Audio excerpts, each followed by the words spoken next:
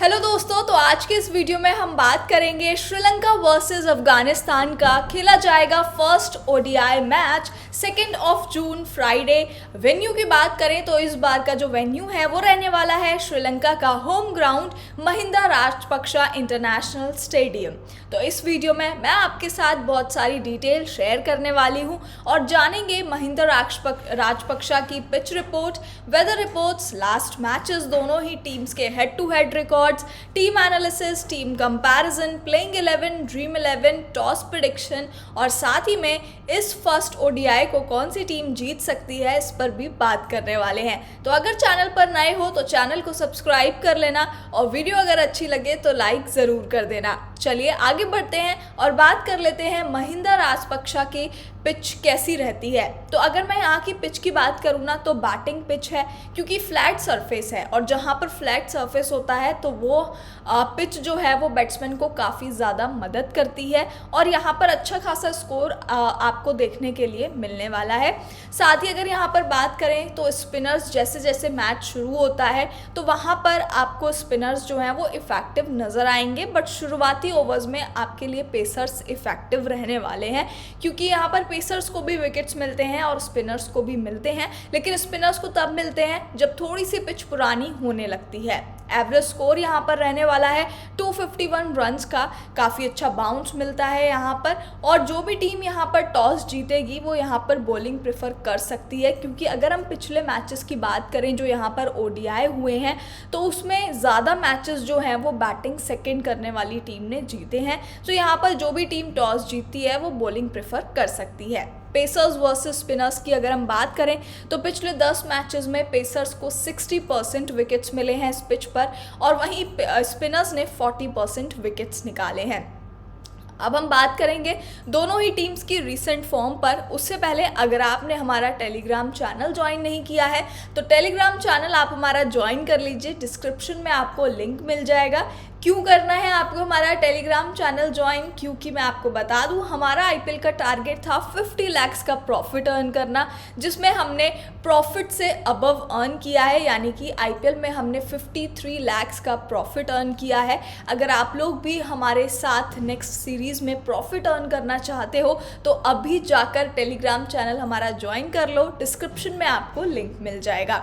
आगे चलते हैं और दोनों ही टीम्स के रीसेंट फॉर्म की बात कर लेते हैं। तो श्रीलंका के अगर मैं पिछले 3 फॉर्म की बात करूं 3 मैचेस में, तो इनका फॉर्म जो है वो काफ़ी ज़्यादा ख़राब चल रहा है, क्योंकि पिछले लगातार 3 मैचेस जो है श्रीलंका हारती हुई आ रही है।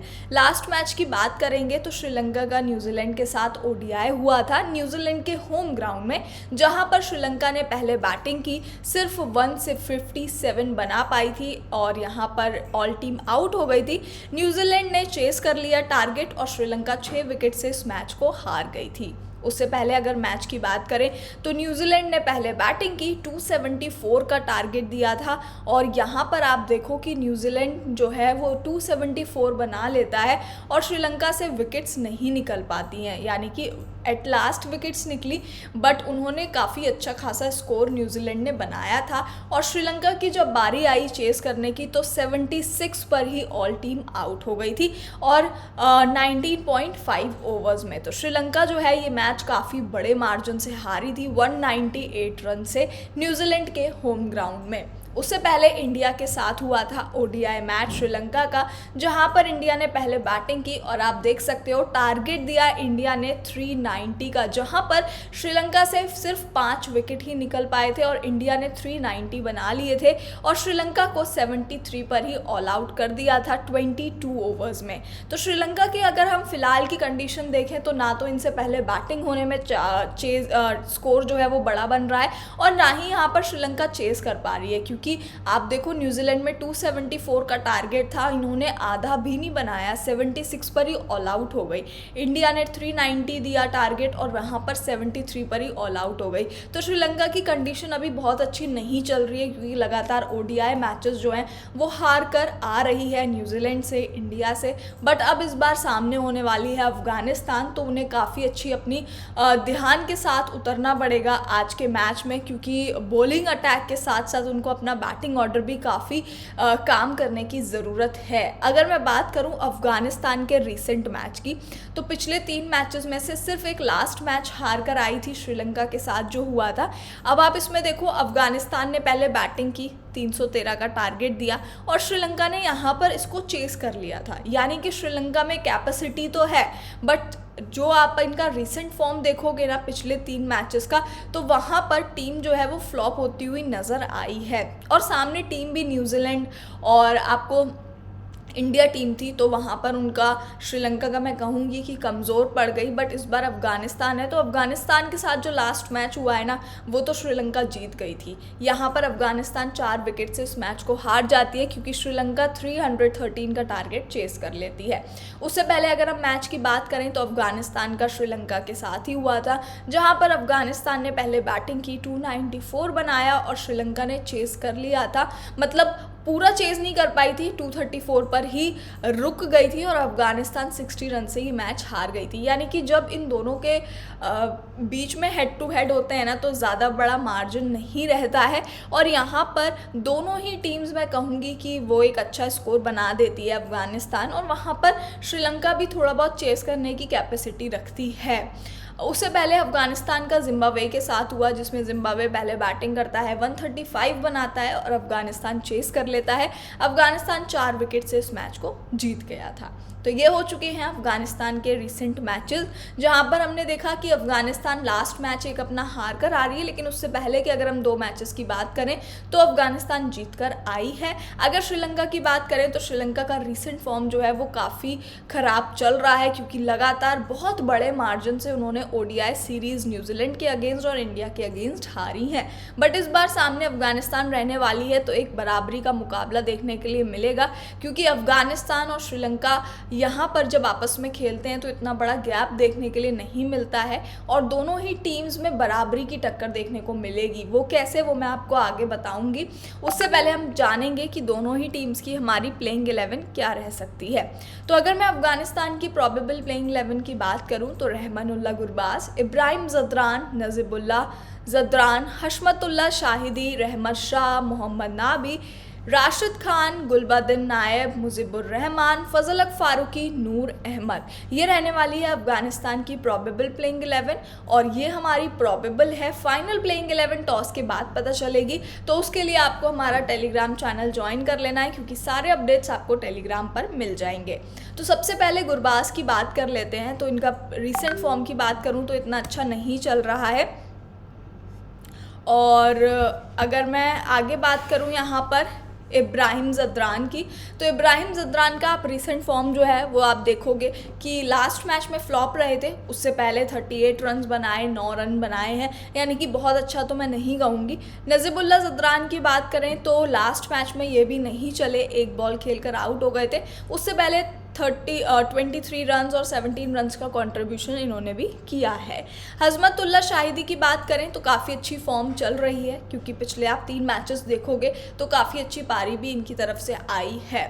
रहमत शाह की बात कर लेते हैं, टीम के ऑलराउंडर और बॉलिंग ऑलराउंडर काफ़ी अच्छे हैं, यानी कि बैटिंग से तो आपको कंट्रीब्यूशन देते ही हैं और साथ ही बॉलिंग में भी आपको विकेट्स निकालते हुए दिखेंगे। अगर आप पिछले 2 मैचेस की भी बात करोगे तो पिछले 2 मैचेस में बैटिंग करके रन्स भी बनाए हैं और साथ में विकेट भी निकाला है। मोहम्मद नाबी की बात करें तो बॉलिंग ऑलराउंडर मैं काफ़ी सही कहूँगी, क्योंकि बाकी बैटिंग में तो एवरेज परफॉर्मेंस रहता है, जब मौका मिलता है तो आपको बैटिंग भी करके दे देते हैं और बाकी बॉलिंग में भी विकेट्स निकाले हैं पिछले 2 मैचेस में और रन्स भी इतने ज़्यादा नहीं देते हैं।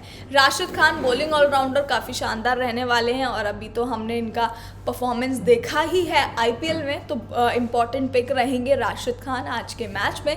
गुलबदन नायब की बात करूँ तो बैटिंग तो इतनी अच्छी नहीं हो रही है, साथ ही बॉलिंग में भी इतनी ज़्यादा कंसिस्टेंसी नहीं है, तो यहाँ पर आप इनको ड्रॉप करके चल सकते हो। बॉलर्स पर आ जाते हैं तो मुजीबुर रहमान, फजल फारूकी, दोनों ही बॉलर्स अच्छे बॉलर्स हैं। नूर अहमद अभी रिसेंटली काफ़ी अच्छा परफॉर्मेंस देखने के लिए मिला है आईपीएल में हमें। बाकी मुजीबुर रहमान किसी मैच में काफ़ी अच्छा कर देते हैं, अदरवाइज जिस मैच में नहीं चलते तो उसमें रन्स भी कम देते हैं सामने वाली टीम को। फजल फारूकी की बात करें तो left arm fast medium bowler हैं। पिछले 3 मैचेस में से एक मैच में विकेट नहीं निकला, बाकी 2 मैचेस में विकेट्स निकाले थे। तो ये हो चुके हैं अफ़गानिस्तान के प्रोबेबल प्लेइंग 11। अब यहाँ से अगर मैं इम्पॉर्टेंट पिक की बात करूँ तो आप इम्पॉर्टेंट पिक जो है वो यहाँ से बनते हैं। इब्राहिम ज़दरान इम्पॉर्टेंट रहने वाले हैं बैट्समैन में। बॉलर्स की बात करें तो रहमत शाह के साथ आप जा सकते हो, बाकी राशिद खान तो मस्ट पिक रहने वाले हैं। बॉलर्स में फजल हक फारूकी, नवीन मुजीबुर रहमान, इन दोनों में से किसी एक को आप पिक कर सकते हो। तो ये हो चुकी है हमारी अफ़गानिस्तान की प्रोबेबल प्लेइंग 11। आगे चलते हैं और बात कर लेते हैं श्रीलंका की प्रोबेबल प्लेइंग 11 की। तो श्रीलंका की प्रोबेबल प्लेइंग 11 की बात करें तो पथुम निशंका, कुशल मेंडिस, दिनेश चंडीमाल, धनंजय डिसिल्वा, चरित अशलंका, वानिंडू हसरंगा, धसुन शनाका, महेश तीक्षणा, कसुन रजता, असिता फर्नांडो, डुनिथ विलेज, ये रहने वाली है हमारी श्रीलंका की प्रोबेबल प्लेइंग 11। अब यहाँ से अगर मैं बात करूँ पथुम निशंका की तो यहाँ पर आप रिसेंट फॉर्म देखोगे तो कुछ खास आपको नज़र नहीं आएगा, लेकिन कुशल मेंडिस काफ़ी अच्छी फॉर्म में अभी टेस्ट मैच खेल कर आ रहे हैं, तो काफ़ी अच्छी फॉर्म है कुशल मेंडिस की और इंपॉर्टेंट पिक बनते हैं as a wicket keeper. Dinesh Chandimal की बात करूं तो इनकी भी रिसेंट फॉर्म जो है वो काफ़ी अच्छी चल रही है और टेस्ट मैच में भी अभी हमें काफ़ी अच्छी परफॉर्मेंस इनसे भी देखने के लिए मिली थी, फॉर्म में है तो कहीं ना कहीं इंपॉर्टेंट पिक बनते हैं। धनंजय डिसिल्वा आज के मैच में इंपॉर्टेंट रहेंगे तो मस्ट पिक रहने वाले हैं श्रीलंका से, क्योंकि ऑलराउंडर हैं, बैटिंग में आपको कर देंगे और ज़रूरत पड़ती है तो आपको बॉलिंग में भी एक आध ओवर डालते हुए नज़र आ जाएंगे। चरित अशलंका की बात करें तो यहाँ पर आप देखोगे बैटिंग परफॉर्मेंस काफ़ी अच्छा है, बॉलिंग से फिर भी विकेट्स नहीं आए हैं रिसेंटली, लेकिन आप बैटिंग परफॉर्मेंस देखोगे तो काफ़ी अच्छे रन्स बनाकर आपको दे देते हैं। वानिंडू हसरंगा का रिसेंट फॉर्म इतना अच्छा देखने के लिए नहीं मिला अभी आईपीएल में भी, तो कहीं ना कहीं मैं कहूँगी फॉर्म में इतनी अच्छी नहीं चल रहे हैं। बाकी बॉलिंग अगर करवाते हैं तो विकेट मिल जाए तो बहुत अच्छी बात है, अदरवाइज कभी कभार महंगे साबित हो जाते हैं। दसुन शनाका की बात करूं तो इम्पॉर्टेंट रहने वाले हैं और साथ ही अगर इनके बॉलिंग परफॉर्मेंस की बात करें तो बॉलिंग ऑलराउंडर काफ़ी अच्छे हैं, इनके साथ आप टीम में जा सकते हो। बॉलर्स में महेश तीक्षणा इंपॉर्टेंट रहेंगे, रिसेंटली अभी हमने आईपीएल में भी इनको देखा सीएसके की तरफ से खेलते हुए, और काफ़ी अच्छे स्पिनर रहने वाले हैं, क्योंकि इस पिच पर अगर मैं बात करूँ ना तो जैसे जैसे मैच शुरू होता है कुछ ओवर्स के बाद यहाँ पर स्पिनर्स को मदद मिलती है। कसुन रजता की बात करेंगे तो रीसेंट फॉर्म आप देख सकते हो कि लास्ट मैच में कुछ खास किया नहीं है, क्योंकि पिछले 3 मैचेस में 2 मैचेस में विकेट निकाला, वो भी 1-1 और 40-45 रन सामने वाली टीम को दिए हैं, तो थोड़े से मैं कहूँगी महंगे साबित हो जाते हैं। असिता फर्नांडो की बात करते हैं, इंपॉर्टेंट रहेंगे क्योंकि रीसेंट फॉर्म काफ़ी अच्छा चल रहा है। लास्ट मैच में आप देखो 2-3 विकेट इन्होंने निकाले ही हैं। दुनित की अगर मैं बात करूं तो left arm Orthodox spin bowler, और यहाँ पर आप इनको ड्रॉप कर सकते हो क्योंकि ऑलरेडी हम एक स्पिनर के साथ जा रहे हैं महेश तीक्षणा, तो मुझे नहीं लगता कि उनसे बेटर कोई और एक सेफ स्पिनर रहने वाला है, तो महेश तीक्षणा ही यहाँ से आपके लिए पिक बनते हैं। श्रीलंका के अगर इंपॉर्टेंट प्लेयर्स की बात की जाए तो बॉलर में मैंने आपको बताया ही कि एक पेसर में आप असिता फर्नांडो को ले सकते हो, बाकी दूसरे स्पिनर के साथ आप जाओ महेश तीक्षणा के साथ। ऑलराउंडर्स में अगर बात करें तो यहाँ पर आप देखोगे रीसेंट फॉर्म जो है वो वानिंडू हसरंगा का इतना अच्छा नहीं है, और आप धनंजय डिसिल्वा के साथ डेफिनेटली जा सकते हो, और कुशल मेंडिस को आप अपनी टीम में एज अ विकेट कीपर ले सकते हो। आगे हम ड्रीम 11 की भी बात करेंगे, आगे चलते हैं और यहाँ पर बात कर लेते हैं टीम कंपैरिजन की। तो ओवरऑल अगर हम टीम कंपैरिजन करें तो दोनों ही टीम्स ने 10-10 मैचेस का कंपैरिजन कर लेते हैं। पिछले 10 मैचेस में से श्रीलंका ने सिर्फ 30% मैच जीते हैं, यानी कि 10 में से सिर्फ 3 मैच जीती है और 7 मैचेस हारी है। वहीं अगर मैं अफगानिस्तान की बात करूं तो काफ़ी अच्छी फॉर्म में चल रहे हैं, क्योंकि 10 में से 70% मैचेस जीती है और 30% मैचेस हारी है। एवरेज स्कोर 208 का है श्रीलंका का और 236 का है अफगानिस्तान का। यहाँ पर भी आपको कहीं ना कहीं अफगानिस्तान का अपर हैंड नज़र आएगा। अगर मैं हाईएस्ट स्कोर की बात करूँ तो हाईएस्ट स्कोर 314 है श्रीलंका का और 313 है यहाँ पर अफगानिस्तान का। ये हो चुका है हमारा टीम कंपैरिजन। आगे चलते हैं और हम यहाँ पर बात करेंगे हेड टू हेड की। तो अगर मैं दोनों ही टीम्स के हेड टू हेड की बात करूं तो आप देखोगे दोनों ही टीम्स के बीच में 2-2 मैचेस खेले गए हैं, जिसमें से दोनों ही टीम्स ने 1-1 मैच जीता है, यानी कि आप यहां से समझ सकते हो कि आपको ये जो मैच है वो बराबरी का देखने के लिए मिलने वाला है। साथ ही एक और अपडेट मैं आपको दे देती हूँ रिलेटेड टू वेदर। इस मैच में बारिश के 60% चांसेस हैं, तो आपको उसका भी थोड़ा सा ध्यान रखना है। और अगर मैं यहाँ पर दोनों ही टीम्स की बात करूँ, कंपैरिजन करूँ, तो यहाँ पर आपको अफ़गानिस्तान के जो ओपनर्स हैं वो स्ट्रॉन्ग नज़र आएंगे। रहमानुल्लाह गुरबाज और इब्राहिम ज़दरान। कहीं ना कहीं श्रीलंका के ओपनर्स थोड़ा सा लैक करते हैं as compared to Afghanistan openers. Middle order की बात करें तो अफ़गानिस्तान का मिडिल ऑर्डर काफ़ी अच्छा है, क्योंकि वहाँ पर आपको बैटिंग ऑलराउंडर काफ़ी अच्छे दिखेंगे, इसलिए जो भी स्कोर बनाते हैं अफ़गानिस्तान पहले बैटिंग करके तो एक अच्छा खासा स्कोर खड़ा कर देता है अफ़गानिस्तान। लेकिन कहीं ना कहीं बैटिंग डेप्थ की बात करें तो श्रीलंका भी अपनी बैटिंग डेप्थ जो है वो स्ट्रॉन्ग रखती है। पेस बॉलिंग यहाँ पर दोनों ही टीम्स की बराबर ही नज़र आएगी, पर स्टिल अगर मैं पेस अटैक में कहूँ तो श्रीलंका का थोड़ा सा अपर हैंड रहने वाला है, क्योंकि इनके पास असिता फर्नांडो हो गए, कसुन रजता हो गए, और यहाँ पर काफ़ी अच्छे पेस अटैक के साथ श्रीलंका उतरने वाली है। स्पिन बॉलिंग में अफगानिस्तान का अपर हैंड रहने वाला है, और जैसे जैसे पिच यहाँ पर पुरानी होती है स्पिनर्स यहाँ पर इम्पॉर्टेंट होते हैं, तो इसलिए मुझे इस मैच में जो है वो कहीं ना कहीं अफगानिस्तान का अपर हैंड नज़र आ रहा है। अब बात कर लेते हैं Sri Lanka versus Afghanistan first ODI की क्या हमारे टॉपिक्स रहने वाले हैं। तो विकेट कीपर में मैं दोनों ही टीम से जाऊंगी, कुशल मेंडिस और रहमानुल्लाह गुरबाज के साथ। दोनों ही टीम्स के पास विकेट कीपर काफ़ी अच्छी फॉर्म में हैं, और रहमानुल्लाह गुरबाज का रीसेंट फॉर्म इतना अच्छा नहीं है, अदरवाइज़ काफ़ी अच्छे ये प्लेयर हैं। दो बैट्समैन मैंने लिए हैं अपनी टीम में, दिनेश चंडीमल एंड इब्राहिम ज़दरान के साथ मैं जाऊंगी। ऑलराउंडर्स के साथ मैं 3 जाऊंगी। मैंने राशिद खान को लिया है, धनंजय डिसिल्वा को लिया है और चरित अश्लंका को लिया है। राशिद खान की बात करूं तो बॉलिंग ऑलराउंडर काफ़ी अच्छे हैं, कंसिस्टेंसी है, विकेट्स निकाल कर देते हैं, और रीसेंट फॉर्म भी काफ़ी अच्छा इनका चल रहा है। अदरवाइज़ आपको ज़रूरत पड़ेगी तो आपको बैटिंग में भी कर देंगे। अभी रिसेंटली हमने आईपीएल में इनसे 70 to 80 रन की पारी भी देखी है।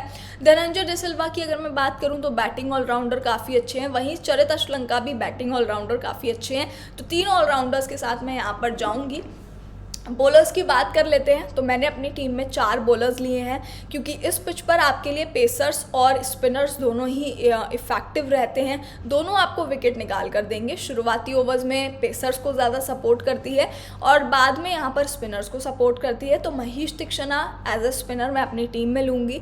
असिता फर्नांडो के साथ जाऊँगी, फजल अक फारूकी और मुजीबुर रहमान। तो ये 4 मेरे बॉलर्स हैं जिनके साथ मैं अपनी ड्रीम 11 बनाऊँगी। अब सवाल आता है कि कैप्टन और वाइस कैप्टन किसको बनाना है। तो आज के इस मैच में कैप्टन बनाऊंगी मैं धनंजय डिसिल्वा को, क्योंकि बैटिंग बॉलिंग आपको करके देंगे दोनों से ही।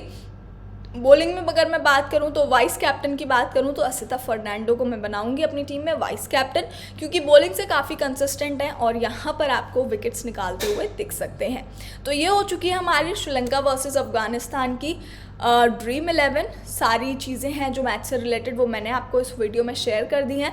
तो वीडियो अगर अच्छी लगे तो लाइक ज़रूर कर देना। साथ ही हमारा डिस्क्रिप्शन में लिंक दिया गया है टेलीग्राम चैनल का, जाकर आप हमारा टेलीग्राम चैनल ज्वाइन कर सकते हो बाकी अपडेट्स के लिए। तो चलिए मिलते हैं आपसे नेक्स्ट वीडियो में।